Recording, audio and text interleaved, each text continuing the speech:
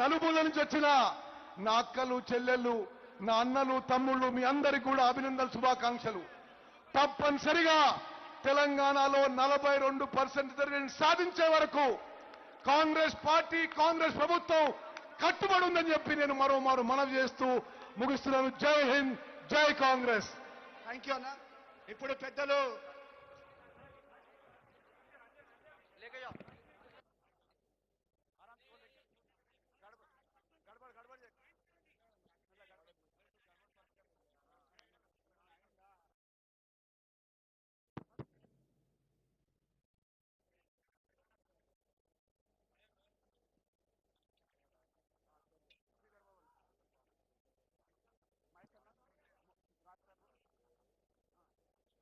Hello పెద్దలు మంత్రివర్యులు దామోదర్ రాజనరసింహన్న గారిని మాట్లాడవలసిందిగా కోరుతున్నాం.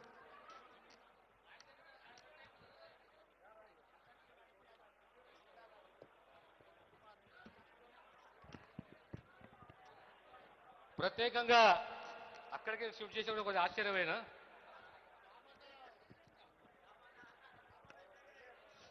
సభా అధ్యక్షులు,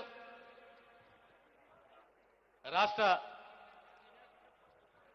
కాంగ్రెస్ అధ్యక్షులు మహేష్ కుమార్ గౌడ్ గారు, మన రాష్ట్ర ముఖ్యమంత్రి రేవంత్ రెడ్డి గారు, సహచర మంత్రివర్యులు మరియు సీనియర్ కాంగ్రెస్ నాయకులు, గౌరవ పార్లమెంట్ సభ్యులు, గౌరవ శాసనసభ్యులు, శాసన మండలి సభ్యులు, కార్పొరేషన్ చైర్మన్లు, కాంగ్రెస్ కార్యకర్తలు, పాత్రికేయ మిత్రులారా,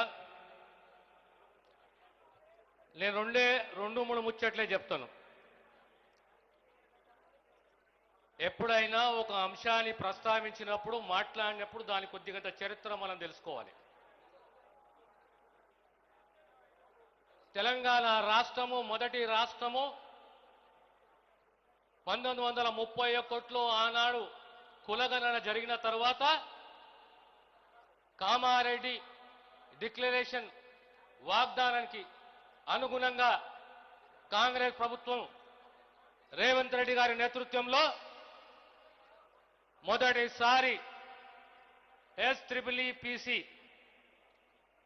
తెలంగాణ రాష్ట్రానికి సంబంధించి, సమాజానికి సంబంధించి, బీసీలకు సంబంధించి ఆర్థికంగా, సామాజికంగా, రాజకీయంగా, విద్యాపరంగా, ఉద్యోగపరంగా ఏ స్థాయిలో ఉన్నారు వీళ్ళు,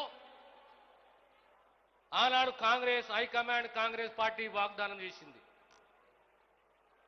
తెలంగాణ సమాజంలో సామాజిక న్యాయం కాంగ్రెస్ ఎప్పుడు కట్టుబడి ఉన్నది.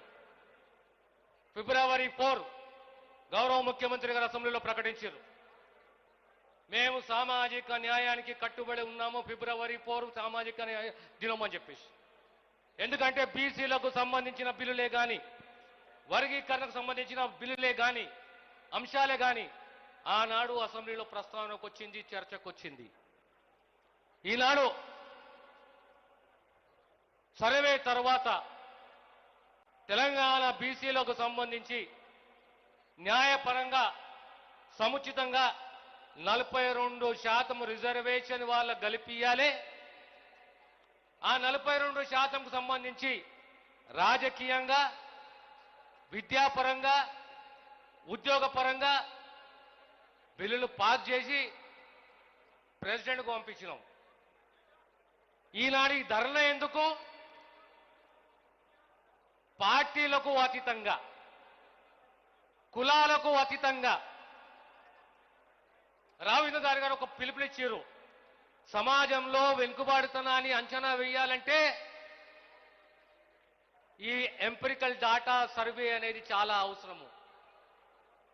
సర్వే చేసినాము, వారి యొక్క వెనుకబాటుతనం ఏ రకంగా ఉంది, ఏ స్థాయిలో ఉన్నది, దానికి మార్గం ఏంది అంటే ప్రభుత్వ బాధ్యత వహించాలి, వారిని ఆదుకోవాలి, వారికి అండగా ఉండాలి. 1994లో 69% రిజర్వేషన్ తమిళనాడు ప్రభుత్వము ఆనాడు 9th షెడ్యూల్లో తీసుకొచ్చి ఆ రాష్ట్రము బీసీలను కాపాడుకున్నది, ఎస్సీలను కాపాడుకున్నది, ఎస్టీలను కాపాడుకున్నది. ఈనాడు రాజకీయాలకు అతీతంగా, పార్టీలకు అతీతంగా అయ్యా మేము 42% రిజర్వేషన్ తీసుకొచ్చినాము, బిల్లు పాస్ చేసినాము, ఆల్రెడీ ఎస్టీలకు రిజర్వేషన్ ఉన్నది.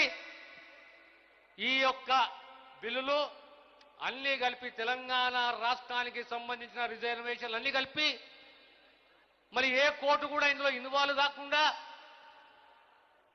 ఈ రిజర్వేషన్ కాపాడే బాధ్యత రాష్ట్రపతిది, కేంద్ర ప్రభుత్వానిది. మీరు 9వ షెడ్యూల్లో పొందుపరచండి చెప్పి 4 మాసాల నుంచి విజ్ఞప్తి చేస్తున్నాము. ఈనాడు కేంద్ర ప్రభుత్వము, మోడీ సర్కారు మా ఆవేదన, మా కమిట్మెంటు అర్థం చేసుకోవాలి. అర్థం చేసుకొని రిజర్వేషన్లు కొత్త కాదు, రిజర్వేషన్ సంఖ్య పెంచినాము. రిజర్వేషన్లో రాజకీయాలు ఉంటాయి, ఓట్లు ఉంటాయి, హెచ్చు తగ్గులు ఉంటాయి, అటు ఓటేస్తాం ఇటు వేస్తాం. కానీ ఒక ప్రభుత్వానికి బాధ్యత ఏంటంటే ఆర్థికంగా, సామాజికంగా, రాజకీయంగా, విద్యాపరంగా ఏ స్థాయిలో ఈ కులాలు ఉన్నాయి దాన్ని గ్రహించి, గమనించి, అధ్యయనం చేసి ఈరోజు 42% వచ్చినాం కనుక ఇది 42% ఉన్న బిల్లు.